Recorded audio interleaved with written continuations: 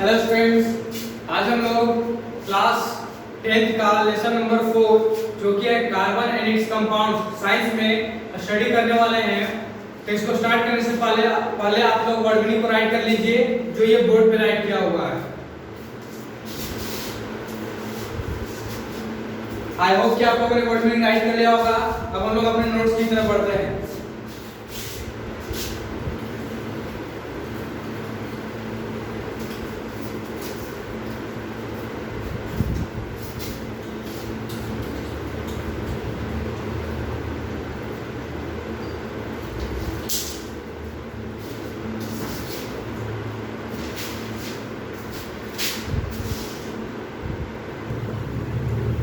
तो students, carbon it's compounds में सबसे पहले पढ़ेंगे carbon form covalent bond. Carbon जो होता है कोवेलेंट बॉन्ड बनाता है, ठीक है। फॉर्मेशन इन्वॉल्व्स, इस फॉर्मेशन में क्या होता है, इलेक्ट्रॉन्स का शेयरिंग होता है। जैसा कि यहां लिखा हुआ है, formation involves sharing of electrons between bonding atoms which may be either same और डिफरेंट।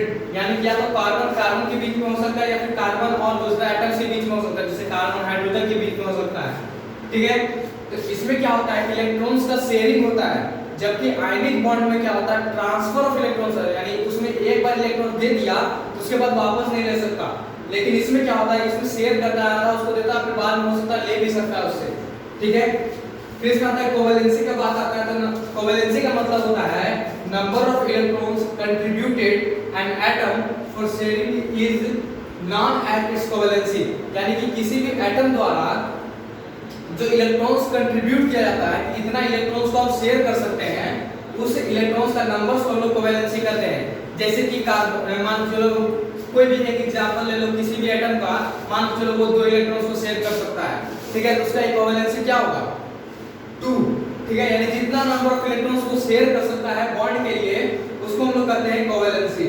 फिर आता है कैरेक्टरिस्टिक्स, यानी उस कोवेलेंट बॉन्ड के कैरेक्टरिस्टिक्स क्या होता है। सबसे पहला, ये वाटर में इनसॉल्युबल होता है, यानी कि वाटर में घुल नहीं सकता, लेकिन बेंजीन, केरोसिन, पेट्रोल ये सब में ये घुल सकता है, ठीक है।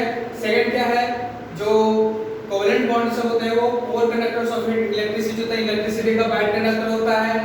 फिर एक और पॉइंट आता है हमारे पास, एलोट्रोपी, बहुरूप। इसमें क्या होता है, 2 or more forms which differ in their physical and chemical properties called allotropy, ठीक है।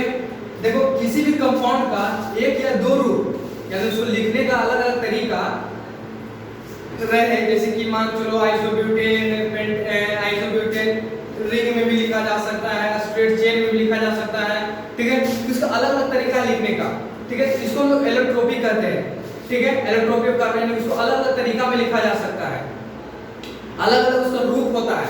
लेकिन सबका क्या होता है, जो फिजिकल प्रॉपर्टीज और केमिकल प्रॉपर्टी जो होता है सबका सबका अलग होता है, differ in their physical and chemical properties, ठीक है। फिर आता है 2 फॉर्म्स, यानी कि एलोट्रोपी का 2 फॉर्म होता है, क्रिस्टलाइन और एमॉर्फस। यहां पे 3 इसलिए दिया हुआ है कि फ्लोरीन एक तरह का नया खोजा हुआ है, ठीक है। क्रिस्टलाइन में डायमंड हो गया, ग्रेफाइट हो गया, एमॉर्फस में कोल हो गया, चारकोल हो गया, फ्लोरीन में हो गया C60 यानी कार्बन 60।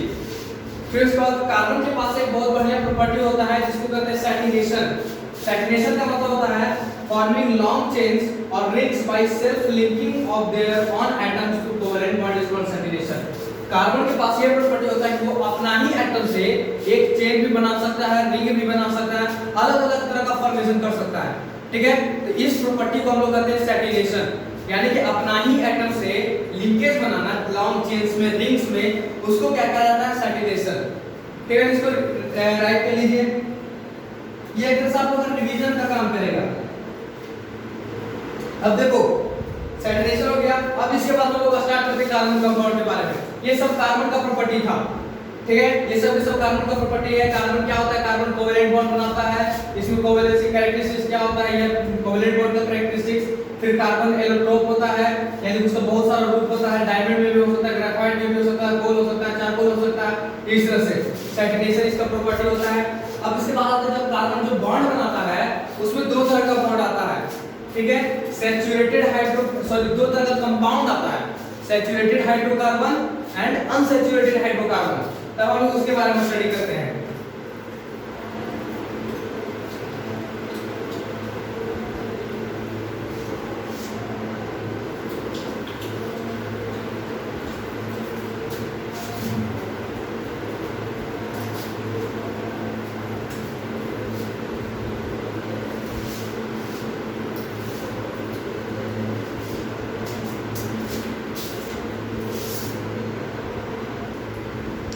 हाँ तो स्टूडेंट्स, हम लोग सैचुरेटेड और अनसैचुरेटेड कार्बन कंपाउंड के बारे में बात कर रहे थे।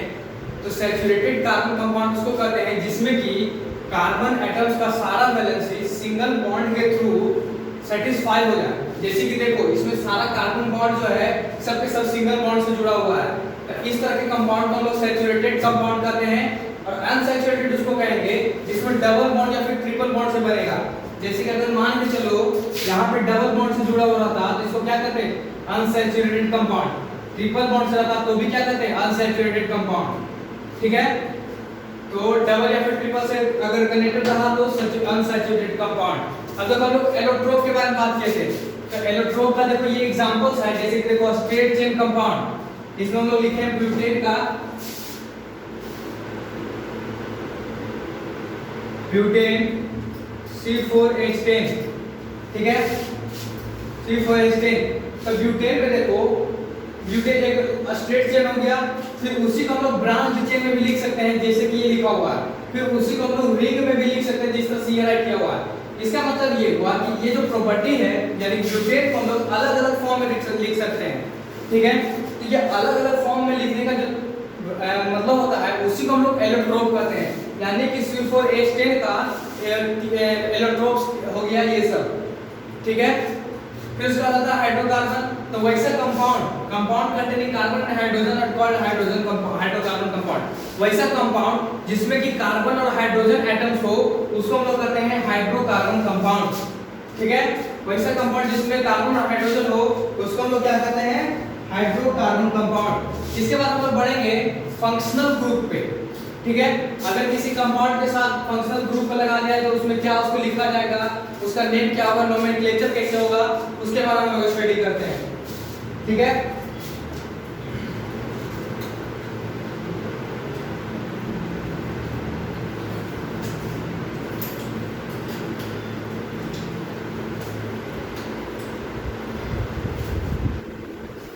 तो हम लोग आते हैं फंक्शनल ग्रुप। हाँ तो फ्रेंड्स, अब हम लोग बात करने वाले हैं होमोलॉगस सीरीज के बारे में। तो होमोलॉगस सीरीज में क्या होता है? Series of compounds in which the same functional group substitutes H in a carbon chain. यानी कि होमोलॉगस सीरीज में क्या होता है? वैसा कंपाउंड का सीरीज जिसमें कि फंक्शनल ग्रुप जो है उसमें से हाइड्रोजन को निकाल रहा है और रिप्लेस कर रहा है उसको हम लोग होमोलॉगस सीरीज कहते हैं। जैसे देखो CH3C1 C2H5C1, इसमें क्या है? CH2 से अंतर है। तो ये सब एक सीरीज में आ गया। CH3 में CH2 को अगर जोड़ दिया जाएगा तो ये बनेगा, इसमें CH2 जोड़ देंगे तो कुछ और बनेगा यानी C3H7 बनेगा।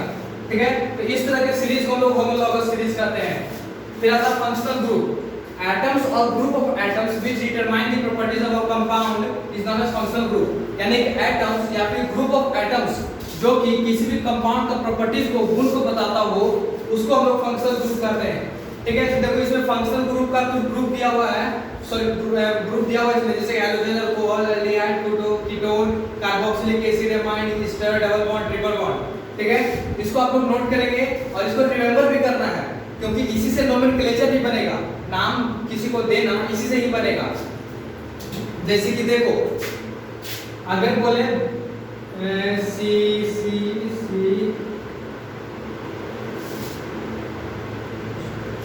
ठीक है, अब इसमें फंक्शनल ग्रुप क्या करता है? हाइड्रोजन एटम को रिप्लेस करता है।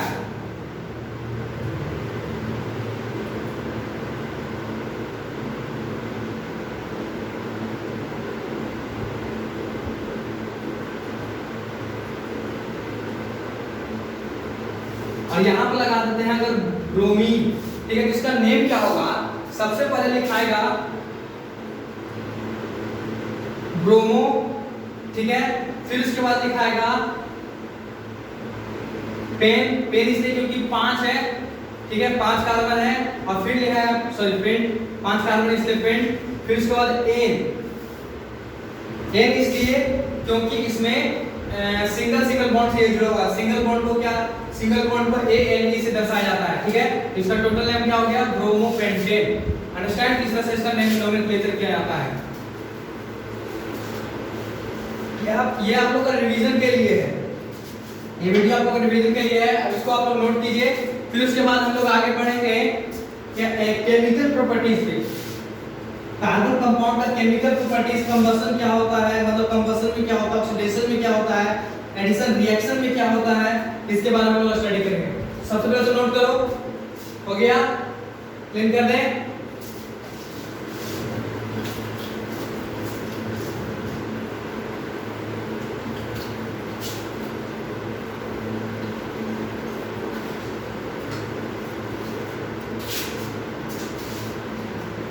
फिफ्टींथ में आते हैं। फिफ्टींथ में हम लोग राइट करेंगे केमिकल प्रॉपर्टीज के बारे में। हाँ तो स्टूडेंट्स, हम लोग बात करते हैं केमिकल प्रॉपर्टीज में। तो केमिकल प्रॉपर्टीज में आता है कंबशन, ठीक है। तो कंबशन में क्या होता है, जब कार्बन कंपाउंड को ऑक्सीजन के साथ रिएक्ट करवाया जाता है तो उसमें कार्बन डाइऑक्साइड, ऑक्सीजन और हीट और लाइट निकलता है, अंडरस्टैंड। फिर उसका आता है ऑक्सीडेशन में। तो जब इथेनॉल को यानी कि कार्बन कंपाउंड को जब ऑक्सीडेशन किया जाता है तब उसमें से एक हाइड्रोजन का जो एटम्स होता है वो निकलकर जैसे कि इथेनॉल में निकला और CH3COOH बना दिया। एडिशन रिएक्शन में क्या करता है, अनसैचुरेटेड हाइड्रोकार्बन को कैटलिस्ट के प्रेजेंस में सैचुरेटेड हाइड्रोकार्बन बना देता है, ठीक है। कार्बन कंपाउंड का प्रॉपर्टीज है ये सब। सब्स्टिट्यूशन रिएक्शन में क्या होता है, सनलाइट के प्रेजेंस में मीथेन जो होता है वो क्लोरीनेशन में चला जाता है, यानी कि मिथाइल क्लोराइड बन जाता है, ठीक है, क्लोरीनेशन में चला जाता है। 16th पॉइंट है सब इंपॉर्टेंट कार्बन कंपाउंड, ठीक है। तो इंपॉर्टेंट कार्बन कंपाउंड में इथेनॉल एक एग्जांपल हो गया जिसको हम लोग कॉमनली अल्कोहल भी करते हैं। इथेनॉल का प्रॉपर्टी क्या है, सबसे पहले जब सोडियम के साथ रिएक्ट करता है वो सोडियम इथेनोएट और हाइड्रोजन गैस को इवॉल्व करता है, ठीक है। जब H2SO4 के साथ जब रिएक्ट करता है तो उसमें मीथेन वगैरह या फिर सैचुरेटेड हाइड्रोकार्बन बनता है और वाटर का रिलीज होता है, उसमें वाटर रिलीज होता है, वाटर इवॉल्व होता है, अंडरस्टैंड। तो ये हो गया आप लोग का इथेनॉल के बारे में। इसके बाद हम लोग पढ़ेंगे इथेनोइक एसिड के बारे में, उसका रिएक्शन के बारे में पढ़ेंगे कि वो जब रिएक्ट करता है तो किसके साथ क्या बनाता है।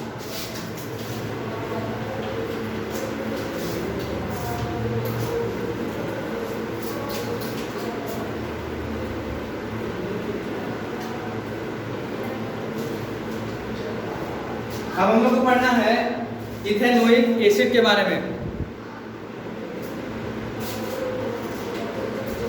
तो इथेनोइक एसिड में क्या होता है,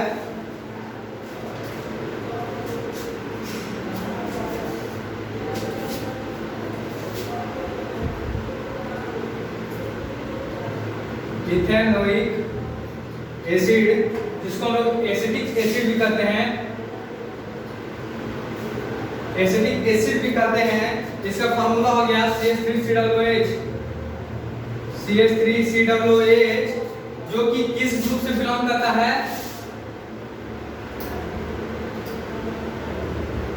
belongs to group of acids called carboxylic acid, ठीक है। अब इसका प्रॉपर्टीज यानी कि रिएक्शन विथ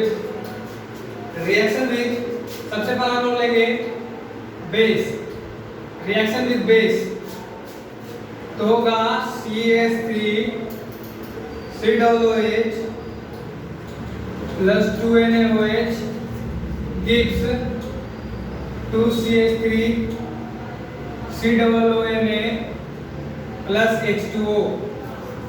जब बेस के साथ रिएक्ट करता है ethanoic acid, this is the ethanoic acid, जब रिएक्ट किया बेस के साथ तो NaOH है तो क्या दिया हम लोग को CH3COONA plus H2O, ठीक है। फिर उसके बाद reaction with carbonate and bicarbonate, carbonate and bicarbonate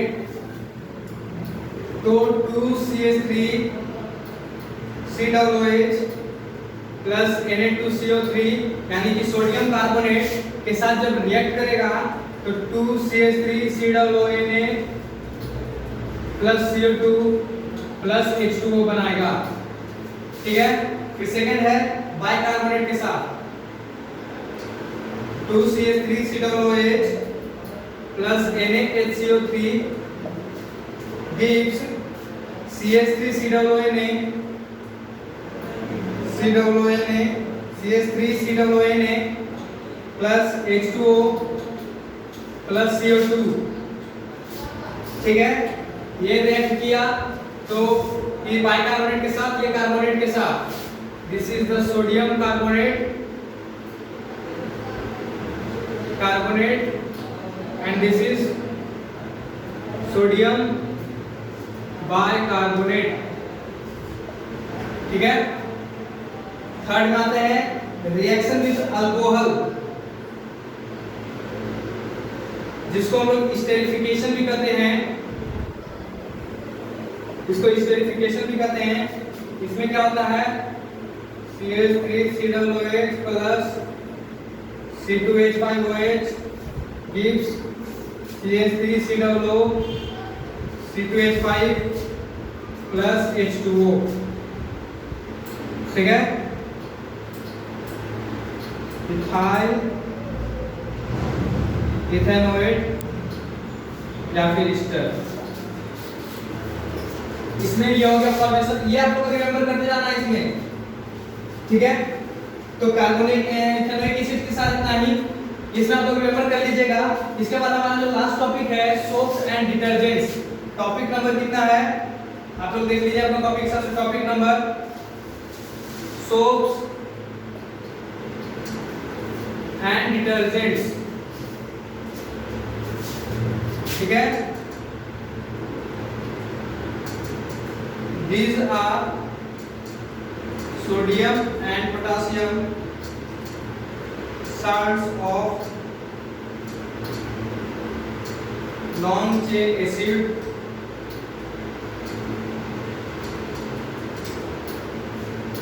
carboxylic acid। These are ammonium और